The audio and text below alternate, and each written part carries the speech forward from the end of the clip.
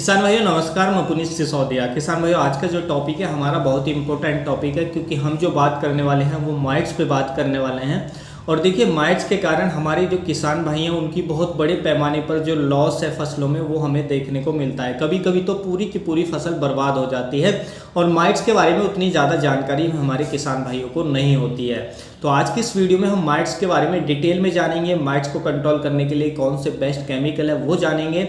और देखिए माइट्स बहुत तरीके के होते हैं और अलग अलग माइट्स के अलग अलग फसलों में अलग अलग जो सिम्टम्स हैं वो शो होते हैं। तो किस माइट्स के कैसे सिम्टम्स शो होते हैं वो भी आपको इस वीडियो में जानने को मिलेगा।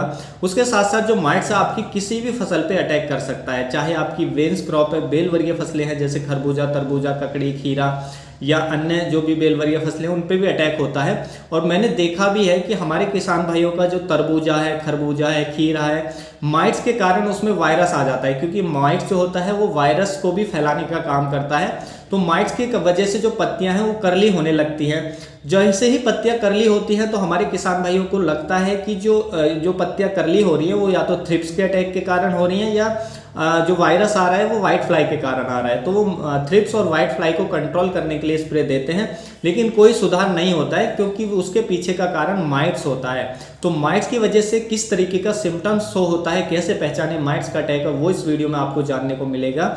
उसके साथ साथ देखिए और भी फसलों में जो माइट्स का अटैक है वो होता है। जैसे आपका यदि टमाटर की खेती करते हैं तो माइट्स का अटैक होता है। मिर्च के अंदर काफ़ी ज़्यादा माइट्स का अटैक देखने को मिलता है। चाय के अंदर, रोज प्लांट के अंदर, सिट्रस फलों के अंदर यानी कि नींबू के अंदर, मौसमी के अंदर माइट्स का अटैक हमें काफ़ी ज़्यादा देखने को मिलता है। और भी सभी फसलों के अंदर हमें जैसे ब्रिंजल यानी कि बैंगन के अंदर माइट्स का अटैक काफ़ी ज़्यादा देखने को मिलता है। तो माइट्स को आप कैसे पहचानें, कैसे कंट्रोल करें, इस वीडियो में हम जानेंगे कैसे नुकसान पहुंचाता है। वीडियो काफ़ी इन्फॉर्मेटिव है, अच्छा लगे लाइक कीजिएगा, अच्छा ना लगे तो आप इसे डिसलाइक भी कर सकते हैं। तो चलिए जानते हैं। देखिए सबसे पहले जो आपको यहाँ पे समझना चाहिए कि जो माइट्स होता है वो कीट की कैटेगरी में नहीं आता है। जी हाँ, जो कीट होते हैं वो अलग होते हैं। माइट्स को हम हिंदी में घुन कहते हैं। तो माइट्स कीट से अलग रखा गया है। देखिए कीट को कंट्रोल करने के लिए हम इंसेक्टिसाइड का स्प्रे कर सकते हैं। इंसेक्टिसाइड यानी कि कीटनाशक का हम स्प्रे करते हैं कीट को कंट्रोल करने के लिए। लेकिन जो हम इंसेक्टिसाइड यूज करते हैं उससे जो माइट्स है वो कंट्रोल नहीं होता है, क्योंकि ये कीट नहीं होता है, कीट से अलग होता है। तो क्यों अलग होता है वह भी हम वीडियो में आपको समझाएंगे। तो ये माइट्स होता है और माइट्स को कंट्रोल करने के लिए हमें माइटिसाइड का ही स्प्रे करना पड़ेगा। हम इंसेक्टिसाइड कोई भी यूज करें, कुछ इंसेक्टिसाइड होते हैं जिनमें माइटिसाइडल प्रॉपर्टीज होती है, ऐसे कुछ इंसेक्टिसाइड है उनके बारे में भी हम बताएंगे। लेकिन स्पेशली माइट्स को कंट्रोल करने के लिए हमें माइटिसाइड का ही स्प्रे करना होता है। देखिए कीट और माइट्स में क्या अंतर होता है पहले आप ये समझ लीजिए। देखिए कीट के अंदर में क्या होती है कि एक एंटीनी होती है। आप देखेंगे जैसा आप पिक्चर में देख पा रहे होंगे कि ये कोई भी कीट है उसकी एक एंटीनी जरूर होती है। एंटीनी जो कीट है उसका सेंसर होता है, यानी कि उसी से वो एनवायरनमेंट का, आसपास की स्मेल का, आसपास जो भी हो रहा होता है उसका वो पता लगा लेता है। एक सेंसर की तरह कीट के अंदर वो काम करता है। वहीं पर जो माइट्स होते हैं उसमें एंटीनी नहीं होती है। दूसरा जो अंतर होता है वो ये होता है कि जो कीट होते हैं उसमें मैक्सिमम 3 पेयर्स ऑफ लेग हो सकते हैं, लेकिन जो माइट्स होते हैं उसमें मिनिमम यानी कि कम से कम 4 पेयर्स ऑफ लेग होते हैं, ज़्यादा और भी कितने भी हो सकते हैं। उसके साथ साथ और भी जो अंतर यदि मैं आप बताऊं तो जो कीट होता है उसकी जो एडल्ट अवस्था होती है यानी कि उसकी जो प्रौढ़ अवस्था होती है उसमें पंख आपको देखने को जरूर मिलेंगे। लेकिन जो माइट्स होता है उसकी जो प्रौढ़ अवस्था होती है उसमें पंख यानी कि विंग्स नहीं पाए जाते हैं। तो ये कीट और जो माइट्स यानी कि घुन के बीच का अंतर होता है। तो कीट को कंट्रोल करने के लिए हमें कीटनाशक का ही स्प्रे देना होता है और माइट्स को कंट्रोल करने के लिए स्पेशली हमें माइटिसाइड का ही स्प्रे यानी कि जिसको हम एक्रीसाइड भी कहते हैं तो उसका ही स्प्रे अपनी फसलों पर देना पड़ेगा। तो यहाँ पे आपको क्लियर होगा कि जो हमारे माइट्स हैं उस पर इंसेक्टिसाइड काम नहीं करते हैं, माइट्स पे केवल एक्रीसाइड ही काम करते हैं। अब समझते हैं कि माइट्स किस तरीके से हमारी फसलों को नुकसान पहुंचाता है। देखिए माइट्स जो है वो कॉलोनीज बनाकर रहते हैं। ऐसा नहीं है कि एक एक माइट्स रहता है, नहीं, वो एक जगह कॉलोनीज बनाकर रहते हैं। यानी कि एक कॉलोनी में मिनिमम जो 100 इंडिविजुअल्स हैं वो पाए जाते हैं, यानी कि 100 माइट्स, 100 माइट्स एक कॉलोनी में एक साथ रहते हैं। और ये स्पेशली जो हमारी पत्ती होती है, पत्तियों के निचली सतह पर देखने को मिलते हैं। तो ये कॉलोनीज बनाकर वहाँ पे रहते हैं और ये क्या करते हैं, ये भी पत्तियों का जो एपिडर्मिस होता है उसमें छेद करते हैं और जो सेल्स होती है, सेल्स का जो कंटेंट होता है यानी कि सेल्स का जो रस होता है उसको ये चूस जाते हैं, जिससे पौधे में क्लोरोफिल की कमी होती है। ये जो है वायरस का वाहक भी होते हैं, यानी कि पौधे में इसकी वजह से वायरस भी आ सकता है। तो इस तरीके से ये प्लांट को हमारे को नुकसान पहुंचाते हैं और बड़े पैमाने पर ये हमारे पौधों को क्षति पहुंचाते हैं। देखिए यदि हम पूरे विश्व की बात करें यानी कि वर्ल्ड वाइड बात करें तो लगभग 7500 तरह के माइट्स जो हैं वो फाइटोफैगस पाए जाते हैं। फाइटोफैगस का मतलब होता है जो प्लांट को नुकसान पहुंचाने वाले माइट्स हैं, वो 7500 उनकी प्रजाति पाई जाती हैं। इतने प्रकार के माइट्स वर्ल्ड वाइड पाए जाते हैं। लेकिन यहाँ पे जो हम बात करेंगे केवल उन माइट्स की बात करेंगे जो हमारी वेजिटेबल्स क्रॉप को यानी कि सब्जी वर्गीय फसलों को या फलों वाले पौधों को ज़्यादा पैमाने पर हानि पहुंचाते हैं, और उनको कैसे कंट्रोल करना है बेस्ट केमिकल की भी इस वीडियो में हम बात करेंगे। देखिए सबसे पहले हम बात करें कि येलो माइट्स की, जिसकी पिक्चर भी आप स्क्रीन पर देख सकते हैं। ये येलो माइट्स है, ये जो है हमारी मिर्च की फसल में काफ़ी ज़्यादा अटैक करता है। तो मिर्च की फसल में जब ये अटैक करता है, देखिए येलो माइट्स क्या काम करता है कि ये जो न्यू लीफ होती है, नई पत्ती होती है किसी भी पौधे की, तो ये नई पत्तियों का रस चूसता है, जिसकी वजह से जो टॉप लीव्स होती है जैसा कि आप मिर्ची में देख सकते हैं, तो सबसे पहले ऊपर की जो नई लीव्स होती है वो नीचे की तरफ करली होने लगती है। तो जब भी किसी भी पौधे की नई लीव्स नीचे की तरफ करली होने लगे, नीचे की तरफ मुड़ जाए जैसा कि आप पिक्चर में देख रहे हैं, तो समझ जाइए कि उस पर येलो माइट्स का अटैक है और हमें माइटीसाइड का स्प्रे देना है।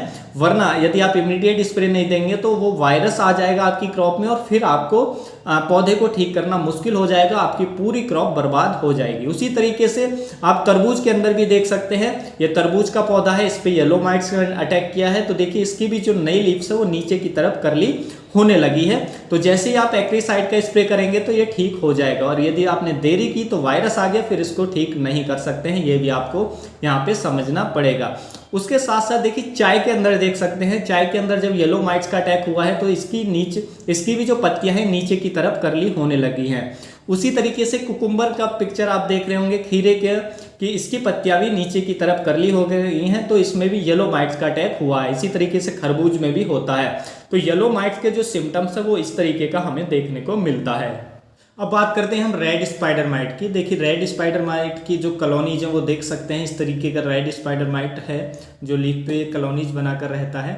और देखिए रेड स्पाइडर माइट का जब अटैक हमारे तरबूज की फसल पे होता है तो उसकी लीव्स की पिक्चर आप देख सकते हैं, इस तरीके का होता है। जो हमारी लीव्स है वो हल्की हल्की रेडिश सी नज़र आने लगती हैं और बाद में वो सिल्वरी कलर की भी हमें नज़र आती हैं, जो पूरा रस चूस लेता है। तो इस तरीके की नज़र आती हैं, जैसा कि आप पिक्चर में देख पा रहे होंगे। टी पर यानी कि चाय के प्लांट पे जब रेड स्पाइडर माइट का अटैक होता है तो उसकी पत्तियां किस तरीके की दिखती हैं वो भी आप पिक्चर आप स्क्रीन पर देख पा रहे होंगे। तो रेड स्पाइडर माइट इस तरीके से अटैक करता है और जिसकी वजह से हमारी पूरी की पूरी पत्तियां डैमेज हो जाती हैं, प्लांट हमारा सूख जाता है, डैमेज हो जाता है जब इसका अटैक सीवियर कंडीशन में पहुंचता है। उसके साथ साथ यदि हम टू स्पॉटेड स्पाइडर माइट की बात करें तो देखिए रोज का जो प्लांट है, रोज का पौधा है, उस पर आप अटैक देख सकते हैं। टमाटर का पौधा है उस पर अटैक देख सकते हैं। तो इस तरीके से ये अटैक करता है। ब्लैक ग्राम का पौधा है उस पर देख सकते हैं किस तरीके की पत्तियां दिखाई देती हैं जब two spotted spider mite attack करता है। इससे क्या होता है कि पत्तियों में पहले तो क्लोरोसिस आ जाती है यानी कि क्लोरोफिल की कमी आ जाती है और वाइट वाइट पेचेज आपको नजर आ सकते हैं, वाइट वाइट धब्बे आपको नजर आ सकते हैं, जैसा कि आप पिक्चर में देख पा रहे होंगे। तो ये स्पाइडर माइट के कारण होता है। जब स्पाइडर माइट का अटैक होता है तो इस तरीके की पत्तियां हो जाती हैं। स्ट्रॉबेरी की पत्तियां भी आप देख सकते हैं, जब टू स्पॉटेड स्पाइडर माइट का अटैक हुआ है तो इस तरीके की पत्तियां हो जाती हैं। तो आप इस तरीके से सिम्टम्स देखकर पहचान सकते हैं कि हाँ इस पे माइट्स का अटैक है और स्पेशली स्पाइडर माइट्स का इस पे अटैक हुआ है। उसके साथ साथ यदि हम सिट्रस रस्ट माइट्स की बात करें तो सिट्रस वाले पौधों पर देखने को मिलता है। ये स्पेशली जो सिट्रस के जो फ्रूट होते हैं उनको डैमेज करता है। तो ये आप फ्रूट देख सकते हैं, जो सिट्रस रस्ट माइट है उसने क्या किया है, फ्रूट का रस चूस लिया है, उसकी सेल्स का रस चूस लेता है, जिसकी वजह से जो फ्रूट है वो आपको इस तरीके से का दिखाई देता है, उस पर ब्राउन कलर के इस तरीके से धब्बे पड़ जाते हैं।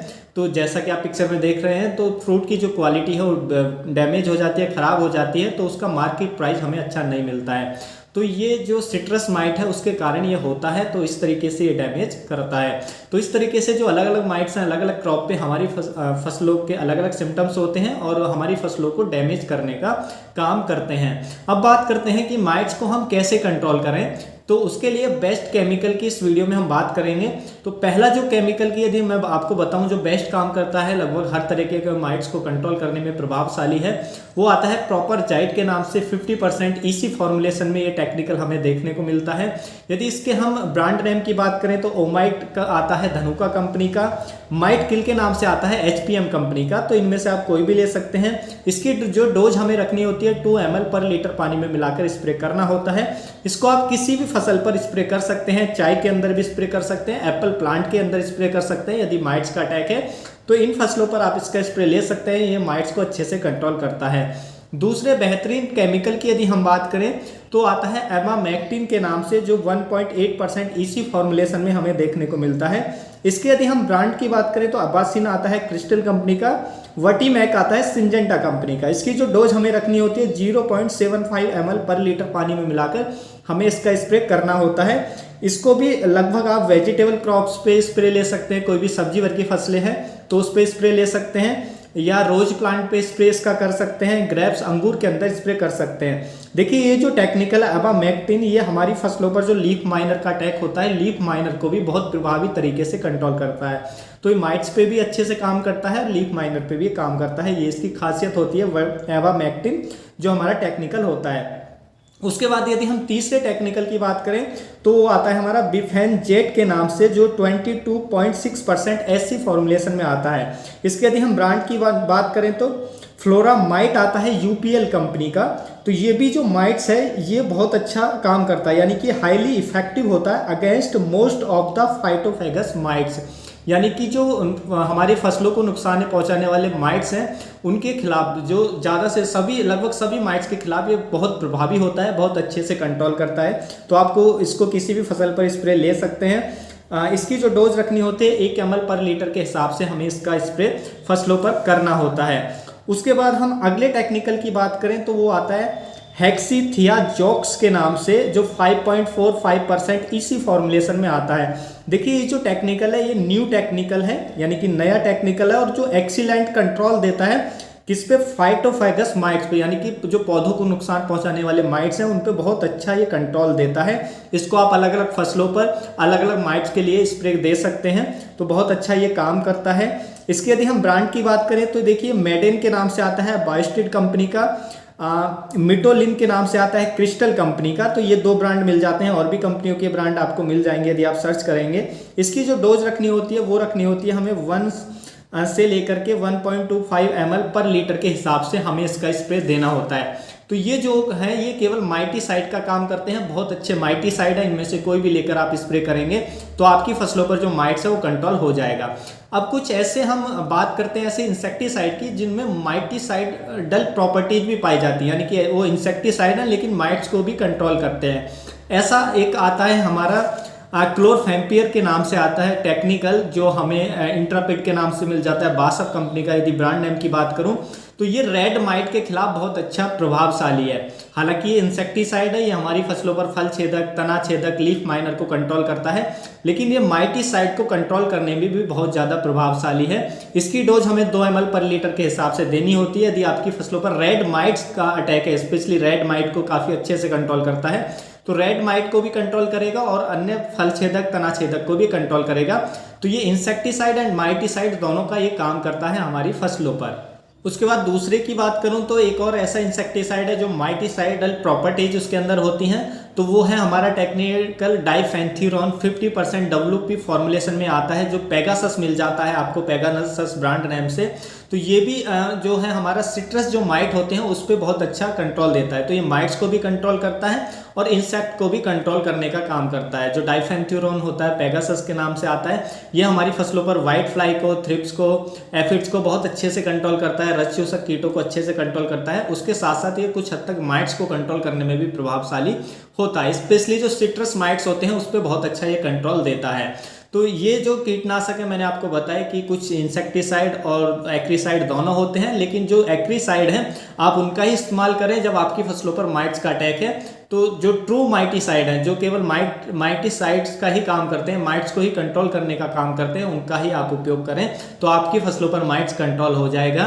तो उम्मीद है किसान भाइयों आज की जो जानकारी आपको अच्छी लगी होगी। अच्छी लगी तो वीडियो को लाइक कीजिएगा, ज़्यादा से ज़्यादा फार्मर के साथ इसे शेयर कीजिएगा ताकि उन तक भी जानकारी पहुँच सके। मिलूंगा मैं आपको एक और नई वीडियो में नई जानकारी के साथ। आप अपना बहुत बहुत ख्याल रखिएगा। धन्यवाद।